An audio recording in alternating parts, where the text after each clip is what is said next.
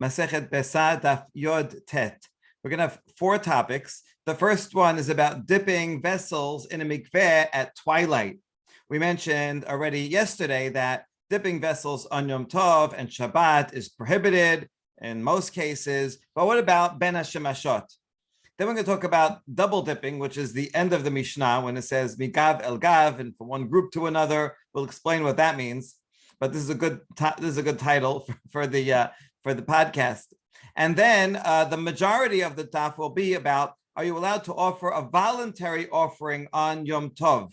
I mean, obligatory offerings like a Korban Tamid and Musaf, obviously you do that on Shabbat, you do it on Yom Tov. But other things that I decide, I feel like bringing a Korban Todah, can I bring it on Yom Tov? So we'll see a lot of different possibilities. And finally, we're going to talk about a conditional offering. You add a condition, and we'll see what types of conditions. And that'll lead to an interesting case about a marriage condition too.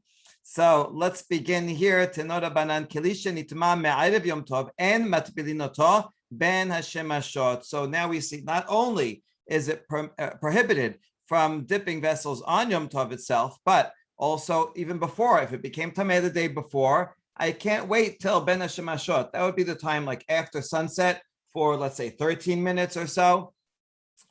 That's still in between category. The question is why, after all, the reasons that we gave yesterday, the 4 different reasons, were all midrabanan. You might come to carry, you might come to do something else. And in general, there's a law that during Ben HaShemashot, you are allowed to do something that is only asur midrabanan if there's a great need and you weren't able to do it before. So that is a question. The answer to that may be that when you dip something, let's say I have a glass here and a dead mouse touched it. Now it's tameh. So I'm going to dip it during the day.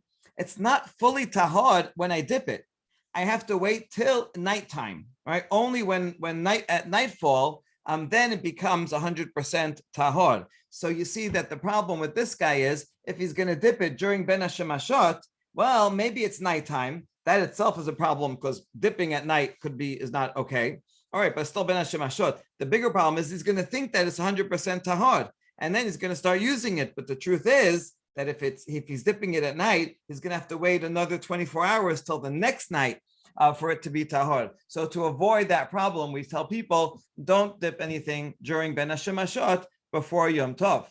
Now, Rabbi Shimon Shizuri Omer, Af bechol en matbilinoto, mipnei shesarich ha'erev shemesh. He says even during a regular weekday, do not dip something during Ben HaShemashot, because the same problem, that he's going to dip it now, a minute after sunset, and then he's going to think, oh, well, it's okay, now I can use it right away. But the truth is, at least for certain usages, like teruma, he can't use it until the next day. It needs ha'erev shemesh. It needs to go through a sunset itself after it's dipped.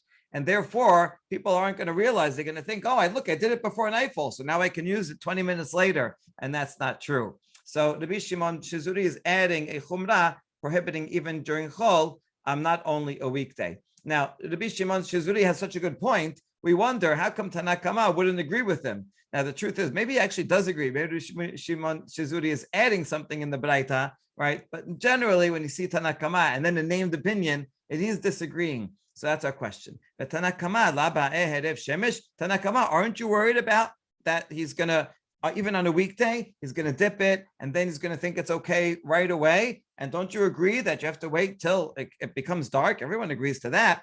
Rava says, one time I was walking around and I saw these sages in the school. They happened to be sitting and they were discussing this very issue. And here is the answer that they gave. It's interesting. Rava's not giving his own answer. He's like, he overheard in the school some of the students saying the following.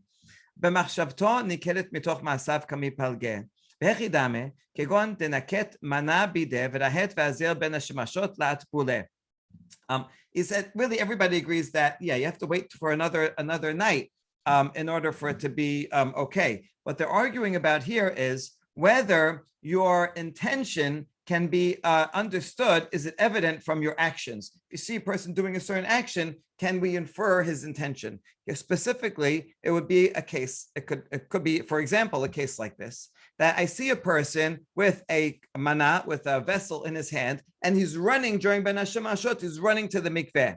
So the fact that he's running shows that he's aware of that. This is a time-sensitive issue. If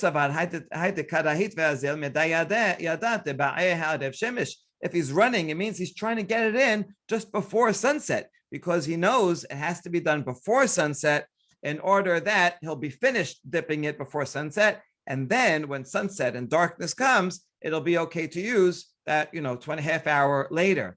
So if we see a person running, then we can infer his intention and he knows what he's doing. And if he's too late and he says, oh, I missed sunset, then he won't use it, because this guy knows what he's doing.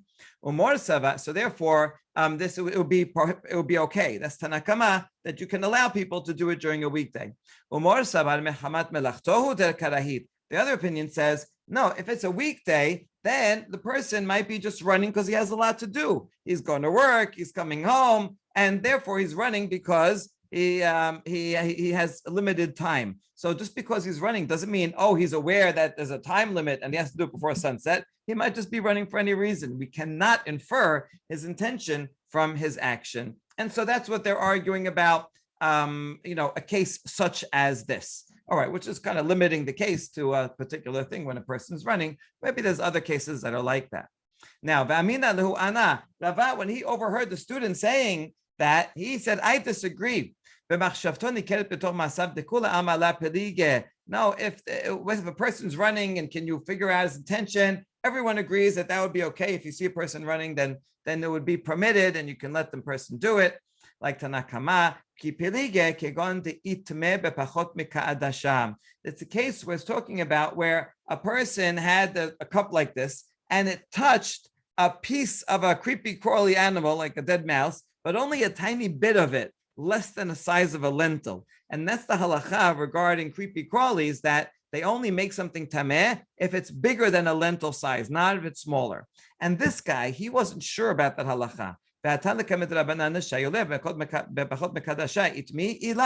came to the rabbis and says, listen, I have this cup and it touched a little bit, right? Is it tameh or not?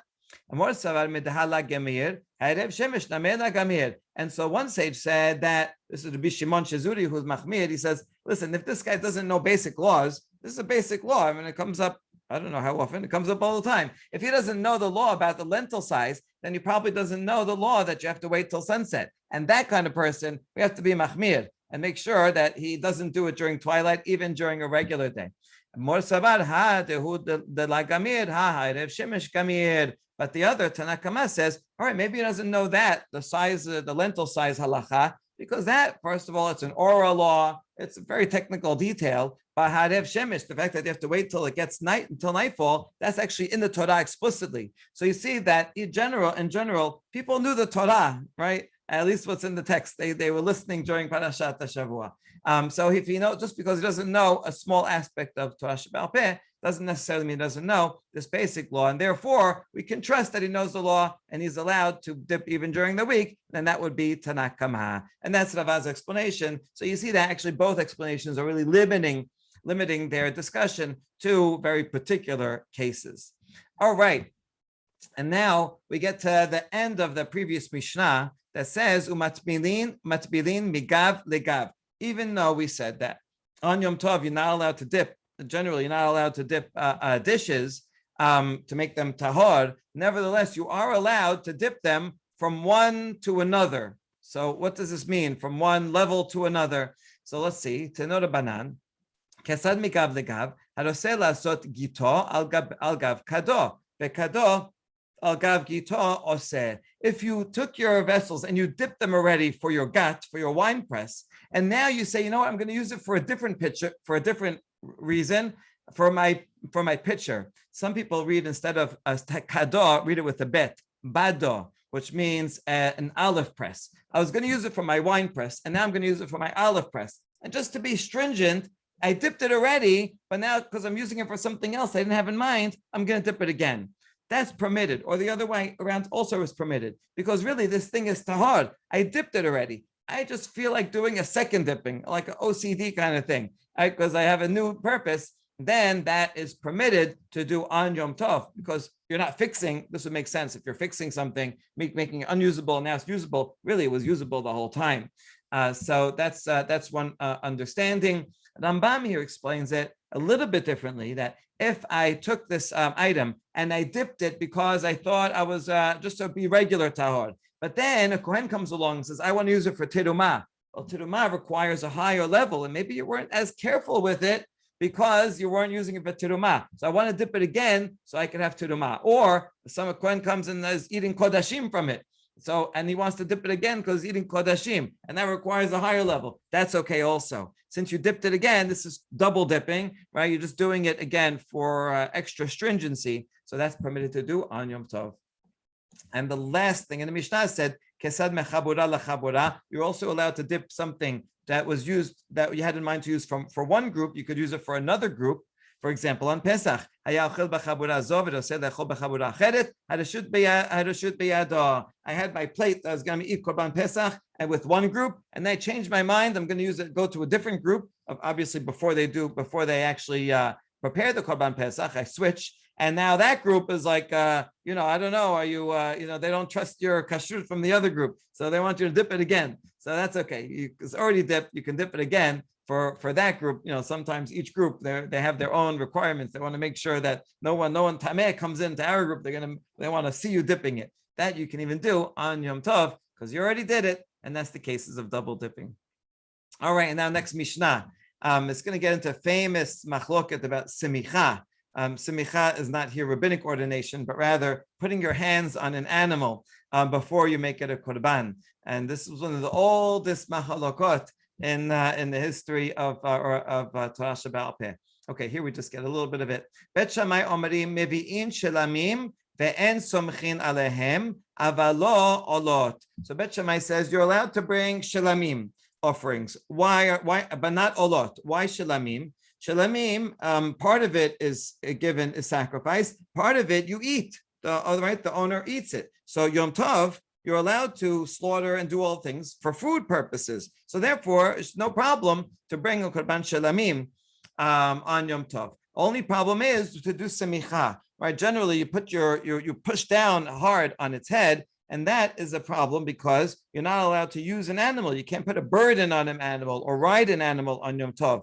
So Bet Shammai says, just don't do that part. It's not an essential part. The korban is still a good korban without it, or maybe do it before, we'll see. And so that's what he says. Shalamim, okay. Olah, no good, because olah all gets burnt. You're not using it for food. Can't do that on Yom Tov, unless it's, I'm not talking about korban tamid, that's an olah, but that is required. You have to do it that day. We're talking about other types of olah, as we'll see. Bet Hillel omerim mevi'in shelamim ve'olot v'samchin alehem. Bet Hillel is more lenient and says, yes, you could bring shelamim and olot also, and you can even put your hands on it. It's okay. Now what we're going to discuss is when Bet Hillel says you could bring shelamim olot, does he mean any type? Even, right, there's some types that are a mitzvah to bring on the holiday itself, like a shalameh chagiga. Whenever you have a holiday and you come on pilgrimage, you have to bring a shalamim to celebrate the holiday. You must bring it. There's also olat re'iyah. When you come and see the Bet HaMikdash, you have to also bring an olah for that. So those are obligatory and relate to the holiday. So it makes sense that Bet Hillel would say, fine, those you have to do. But what about something that's unrelated? Korban Todah. I feel like some great thing happened to me, right? I was sick, I got better. I want to bring Korban Todah. I could bring that anytime, on any day. It's not related to the holiday. Would that also be allowed? Or if or an olah that's not related to the holiday, would he even say that would be permitted? That's our question. Okay, so we're going to see two answers. The main thing that we're going to focus on between these two answers is regarding a voluntary offering on Yom Tov, nidava. Ula is going to say no, even according to Bet Hillel, no one says it's allowed. And the next Barita is going to say, actually, yes, according to Bet Hillel is allowed. According to Bet Shammai, it's not allowed. So let's see how we say it. There's going to be a lot of categories, so we'll try not to get mixed up. Amad Ula, machloket Ula is an amora, so he can't argue on a Barita. But so far, he's talking. Machloket b'shalmei chagiga lismoch. He says the machloket is regarding a shilamim, which you can eat, and it's a chagiga, so it's for the holiday. So that has two pluses for it, right? That you can eat it, and it's related to the holiday. So therefore, Bet Shammai agrees you can bring it. You just can't do semicha. Ve'olat re'iyah li karev, and they also disagree on olad iyah. This is for coming to the Bet HaMikdash, so you have to bring it. It's required and related to the holiday, but it's an olah. So in that case, Bet Shammai says, no, you're not eating from it, so no good. Bet Shammai sabre v'chagotem oto chag ladonai chagiga in olat re'iyah la. And he derives it from the pasuk that says v'chagotem, which is about celebrating the holiday. So that's korban chagiga, which is shalamim that you can bring as long as you don't do semicha. But olah doesn't say anything about olah in the Torah, so no good. Bet Hillel sabdei laHashem, called it laHashem. He says, look, it says the word laHashem. That's an olah that goes up to heaven, right? That goes up is all for Hashem, and that's included, and therefore that is also permitted. So that's the machloket between them. Really, it's only one thing, olah re'iyah, whether you can bring it or not, and also semicha for the shalamim. Aval nedarim undavot divrei kol en kerevin b'yom tov. But other things that are just, I promised I'm going to give something, or they also bring shalmei simcha to add to the happiness. If they have a lot of people, you bring another shalamim just to be happy, even though you eat it. No, but that's it's not. You don't have to bring it this day, so no good. Now even Bet Hillel would say these voluntary offerings you do not bring on Yom Tov. And he has support from Rav Ada bar Ahava. Okay, so that's all one interpretation so far. That's limiting the machloket here. Bet Hillel doesn't allow everything, not voluntary offerings, even when he says shalamim and olot. All right, keep that in mind. That's ula. And now we have a challenge from a Barita, which is higher authority than ula. Metiveh. Amar Rabbi Shimon ben Elazar, lo nechliku Bet Shammai u Bet Hillel al olah she'ena shel Yom Tov she'ena kedaba be Yom Tov. So Bet Hillel and Bet Shammai, they agree that an olah offering that's not related to Yom Tov, so no one's eating from it, it's not even related, everyone agrees you can't bring that on Yom Tov. Okay, that's an easy case. Shalamim shehem shel Yom Tov shekedabin b'shel Yom Tov. A shalamim offering, which you do eat, and it's related to Yom Tov, everyone agree that you can bring it. That would be the shalmei chagiga. Al men nechleku al olah shehi shel Yom Tov. They are arguing on the olat re'iyah, right? The olah that you have to bring because you came and saw the Bet HaMikdash, and because that's related to Yom Tov. That's what we saw. Okay, so this is so far an agreement. Al shilamim she'enan shel Yom Tov. And shilamim, offerings that are not related to Yom Tov. These are voluntary offerings that have nothing to do with Yom Tov. I just felt like bringing something, and I promised it. I mean, I have to bring because I promised it, but it's not because I have to for the holiday, so I don't have to do it that day. I could do it another time. Bet Shammai omrim lo yavi, Bet Hillel omrim yavi. So according to this Barita, Bet Hillel is a lot more lenient than in the previous Barita. In the previous statement, Ula says voluntary offerings cannot be brought on the holiday, and this, according to this, Rabbi Shimon ben Elazar, voluntary offerings can be brought on the holiday, shalamim, according to Bet Hillel. So now that's a question. Here's going to be answer number one. Answer number one is going to be to try to resolve it. Answer number two is going to be, no, don't try to resolve it. There's another Tana, and Ula can follow the other Tana. As actually even more than one other Tana they can follow. So here's first answer. We're actually going to change the language of the Barita to fit Ula, which is quite amazing. We have a challenge from Barita. All right, change the Barita. And so this is the wording of the Barita is slightly different. Say it like this. Amar Rabbi Shimon ben Elazar lo nechliku Bet Shammai u Bet Hillel al olah ushlamim. We're adding in that word and shalamim. She'enan shel Yom Tov. So if you have an olah or shalamim, any type of animal that's not related to Yom Tov, she'en kedabin b'Yom Tov. See, that would include the voluntary offerings that are not related to Yom Tov. Al shalamim shehen shel Yom Tov, she'kedabin b'Yom Tov. The shalamim like shalmei chagiga, which is related. I have to bring it Yom Tov. Everyone would agree that yes, you have to. Alman nechleku. So what's the machloket?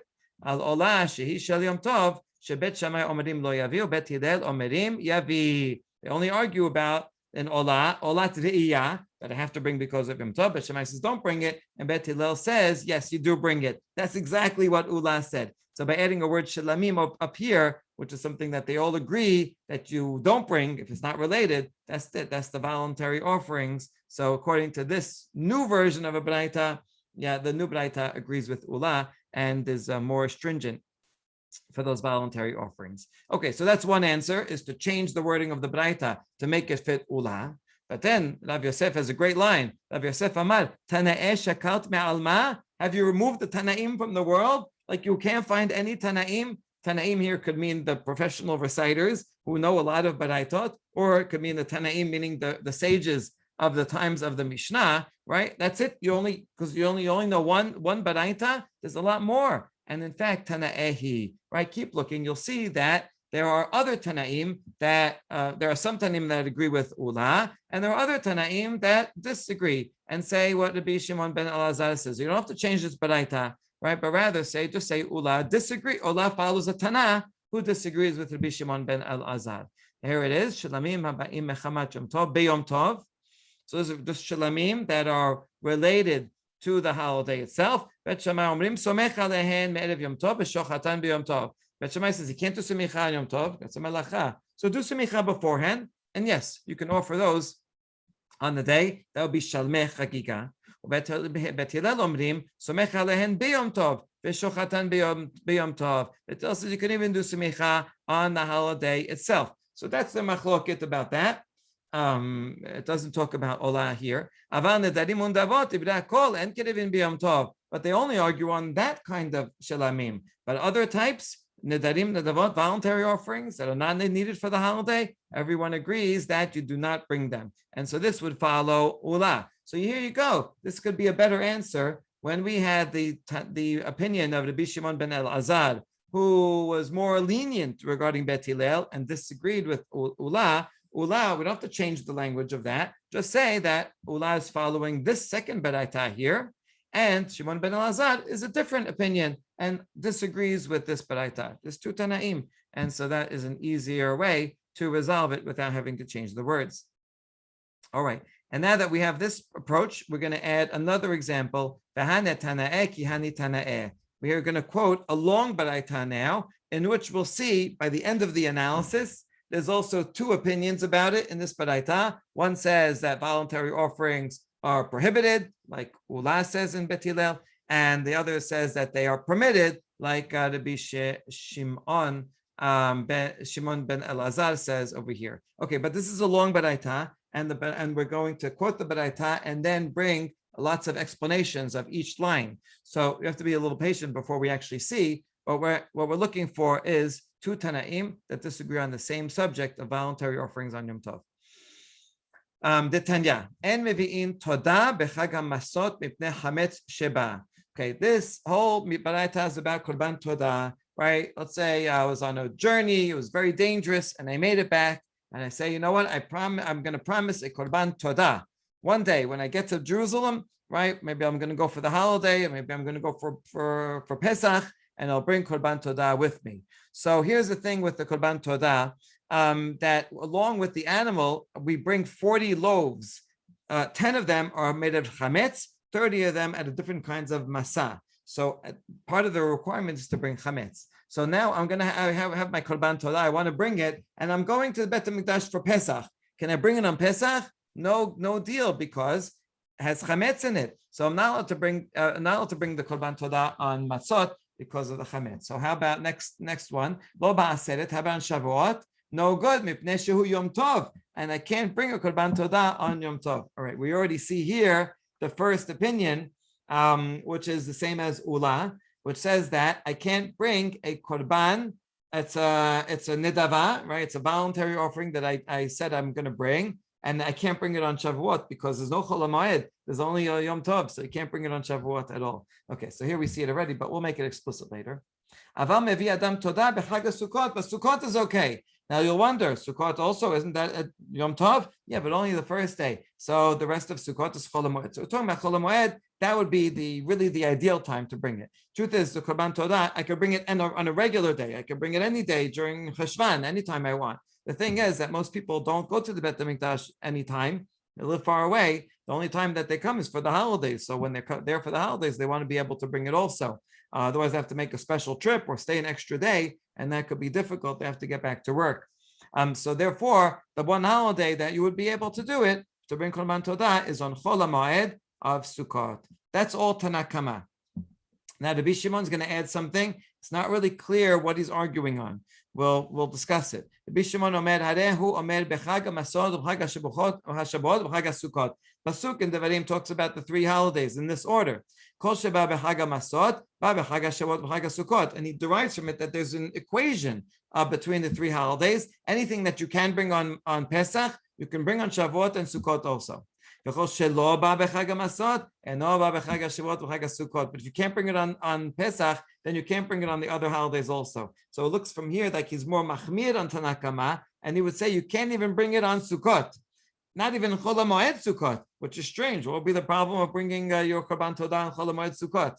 We're going to have to ask him that question. Rabbi Elazar b'Rabbi Shimon Omer. This is Rabbi Elazar, the son of Rabbi Shimon, who disagrees with his father. It says, "Mevi Adam todato b'Chag HaSukkot." You can bring the korban on Chag Sukkot, and that seems to be the same as Tanakama. So we're going to wonder, why is he saying the same thing as Tanakama? All right. So we have a lot of questions about this. Just one last halacha in this Barita that we're also going to analyze. V'yoseh ba'yedei chovato mishum simcha, ve'en yoseh ba mishum chagiga. Let's say I bring a korban todah, but I want it to do double duty. I want it to be my korban todah and also act as a korban simcha, one of the extra animals that I'll bring during the holiday to have more meat. I want it to do both. So he says that's okay, you can do that, but it cannot serve as a korban chagiga because the korban chagiga is obligatory. And so your korban todah, you can't bring from something that you can't bring your korban chagiga of something that was already promised as something obligatory. Since chagiga is obligatory, it has to be brought from something that's chulin, a regular animal, not something that is promised already for another purpose. Okay, so that's the last halacha, and this is going to be related to a condition. If I make a condition about it, so we'll see that at the end of the daf. All right, now let's go back. Amad Mor. We're going to analyze each section by itself. Through the analysis, what we're looking for is an opinion that says that that voluntary offerings you cannot bring, and voluntary offerings you can bring. That would be the controversy we're looking for. So the first opinion said, "En mevin todah b'chag hamasot mipnei chametz sheba." Can't bring korban todah because it has loaves of chametz in it, so can't bring it on Pesach. Bishita, isn't that obvious? Everybody knows that. Why do you have to teach us such a thing? Yes, everybody knows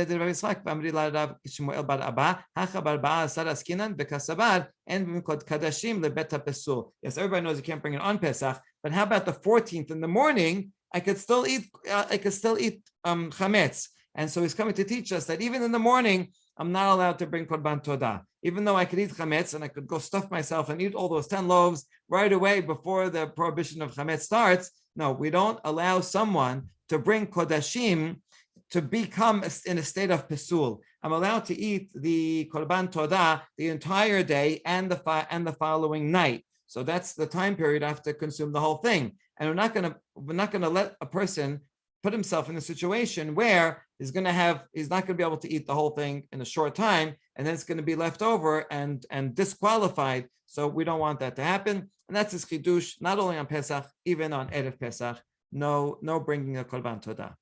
Okay, Tanakama continued and said, "V'lo ba'aseh b'mneshu Yom Tov, kasaban nedarim udavot and kervim b'Yom Tov." Here you go. Since he said that you can't bring korban todah on Shavuot, that's a Yom Tov. What's the problem with it? You see, he agrees with Ula. And the second Barita we saw before, that you cannot bring voluntary offerings that are not related to Yom Tov on Yom Tov. Okay, good. So now we found one opinion. Tanakama is like Ula. Aval mevi adam todato b'chag haSukkot emat ilema b'Yom Tov atzmo. What do you mean you are allowed to bring it on Sukkot? If you're talking about Yom Tov of Sukkot, Hamad lo ba'aseh b'neshu Yom Tov. You just said you can't bring it on Yom Tov on Shavuot. So that's the same thing. Ela bechulo shel moed, to mechol moed Sukkot. Okay, it's good. So now Tanakama says, if I have a Thanksgiving offering, I can bring it on the chol moed of Sukkot. Now let's see the second opinion. Rabbi Shimon Omer, Harehu Omer b'chag hamasod b'chag haShavuot b'chag haSukkot. Since the pasuk says these 3 in a row, we put an equal sign between them. Kol sheba b'chag hamasod ba b'chag haShavuot b'chag haSukkot. If you can bring it on one, you can bring it on all 3. If you can't bring it on one, you can't bring it on any of them. So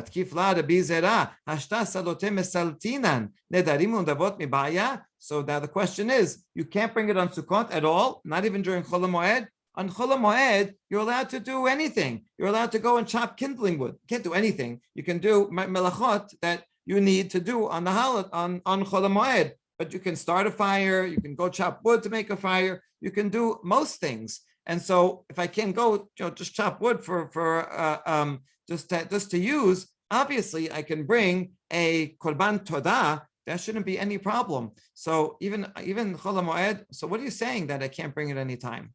Amar Abaye, v'hakrava kol ama lo plige deshareh. Says now Abaye says Rabbi Shimon's talking about a different topic altogether. Everyone agrees. Rabbi Shimon agrees that you can bring a korban todah on Chol HaMoed Pesach, and that fact is the same as Tanakh Kama. What his halacha was talking about something else. There's another law that says if you pledge something, an animal, then you can't delay it. You can't delay in bringing it. You can't bring it in 5 years from now, right? You make a pledge. You made a donation to the Beth Knesset. You pay it soon.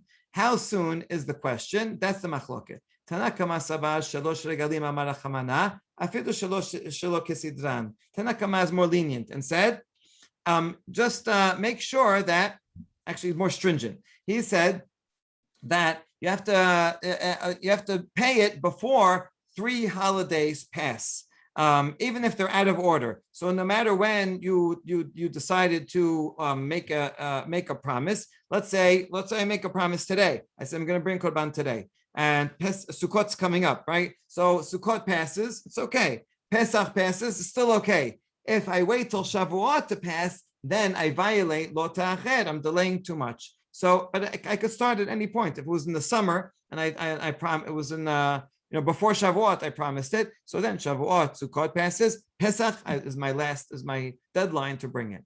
That's Tanakh Kama says 3 holidays, even out of order.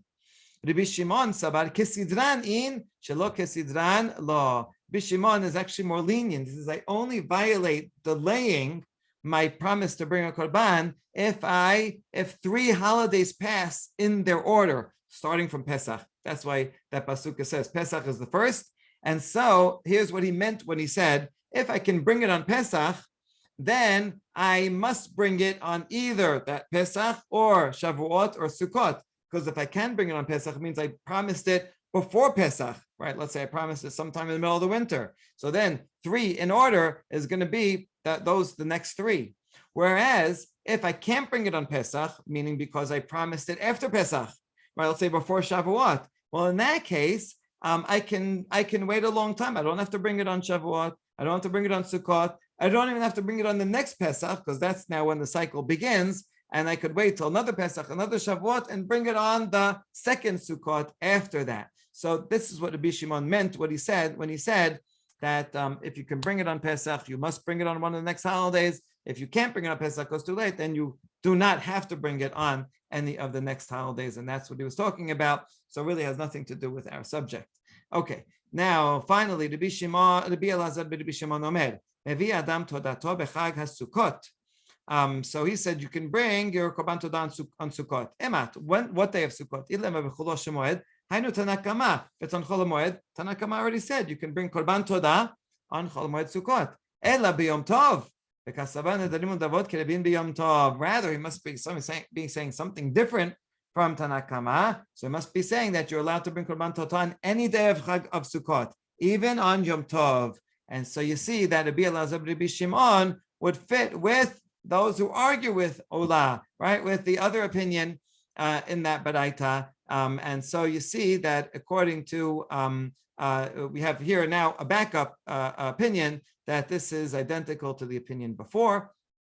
And this would say more lenient in Beth Hillel that you are allowed to bring voluntary offerings even on Yom Tov. All right, good. Now, if you're allowed to bring it on Yom Tov, then why don't you say Shavuot also would be allowed, right? Understand Pesach because it's chametz, but why? Why'd you mention only Sukkot? Why don't you mention the Shavuot as well?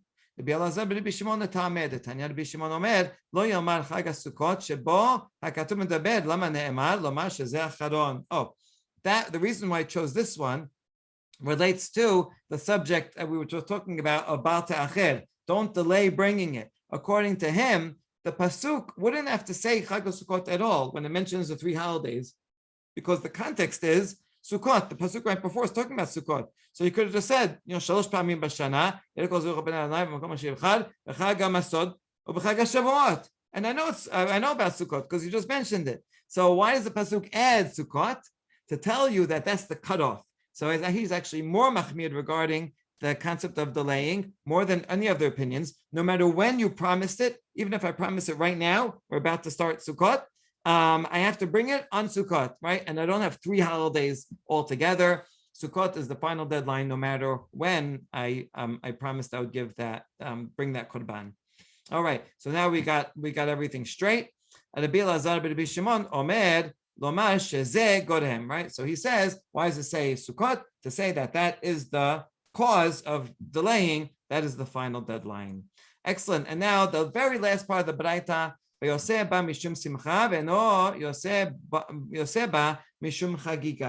I do bring a korban todah, I bring it on Sukkot, so I can use it for double duty as a simcha, as a shalmei simcha, but I cannot use it as a shalmei chagiga, because simcha is voluntary and chagiga is obligatory. So we ask about that. Peshita. Isn't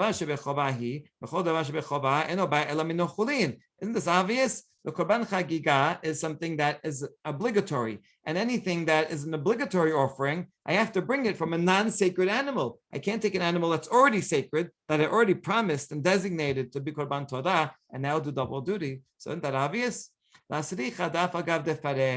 Even if I specified at the time that I made this korban todah, I said this is a korban todah, and I'm also going to use it for a chagiga. Now, even if you stuck that in the original condition, the condition does not hold, and it is a korban todah, but not a korban chagiga. And here's a proof for that law. Rabbi Shimon ben Lakish, Rabbi Yochanan. One time, Rabbi Shimon ben Lakish, also known as Resh Lakish. Resh Lakish is the Rashi Tevot. Rabbi Shimon, Resh Lakish asked Rabbi Yochanan, his chavruta, Haomer hare alai todah. If someone says, this, I take upon myself an obligation of this todah, and I also am going to use it for a chagiga, right? That's the condition we just mentioned. Or here's another example. Hareni nazir, I'm going to become a nazir. Now, after you finish your nazirut, you have to bring lots of offerings. It could be very expensive. And so I say that I'm going to use Maaser Sheni money, since I have to bring it to Jerusalem anyway, and use it for food. I'm going to use that for my obligatory offerings that I have to bring when I finish the Nazir. Can I do that? Mahu? Amar le nadur ve'no yoseh, nazir ve'no megaleach. This person, the animal that he said is korban todah, is promised. It's holy as a korban todah, and you cannot use it for a korban chagiga. And the nazir, that guy will be a nazir, and he cannot shave using his maaser sheni money. He has to get new, fresh money to pay for it. The point is that his condition does not hold, and the obligation does hold. And you don't say, well, since the condition doesn't work, so then I never wanted to be a nazir in the first place. No, you're a nazir, and you have to bring the money too. Okay, so that's the condition. Now let's just finish this topic. Here we have a case of a person that said, this guy was on his deathbed. He's giving his last will. The special halacha, when someone on his deathbed and says something, it has legal efficacy. In general, if I just say something, it doesn't transfer to the person just because I said it. I have to give it to him or write it. But this is a deathbed scene, so it's okay. Now, and here's what he says. I want you to give 400 zuz, a lot of money, to that guy, and I want him to marry my daughter. All right, he wants his daughter taken care of, so I'm going to give this guy 400 zuz, and he has to marry my daughter. So is this a condition? He's like kind of saying, I'll give you 400 zuz if you marry my daughter. So what's the law in this case?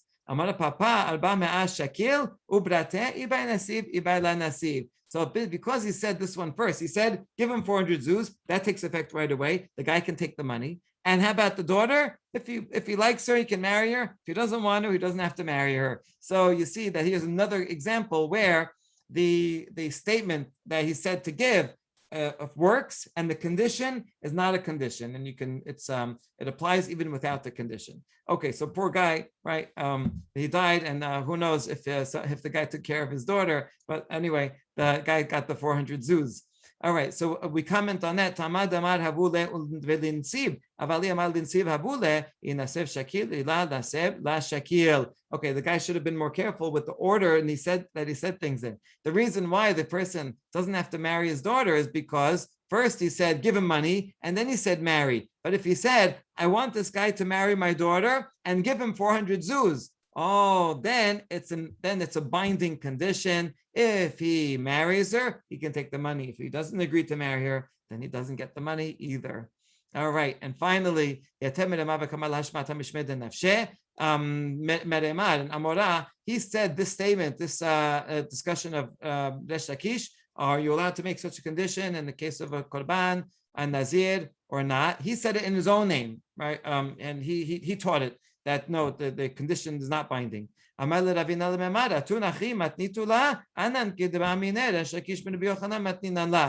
oh, you teach the halacha by yourself with your own name. We teach it, but as a conversation between Resh Lakish and Rabbi Yochanan. And that's the end. He's just pointing out that you should quote it in the name of the original people that said it. Well, maybe Meremar thought of it on his own, and so he said it too. And so this is some fun and interesting cases about conditional offerings. Baruch Adonai Olam. Amen. Amen.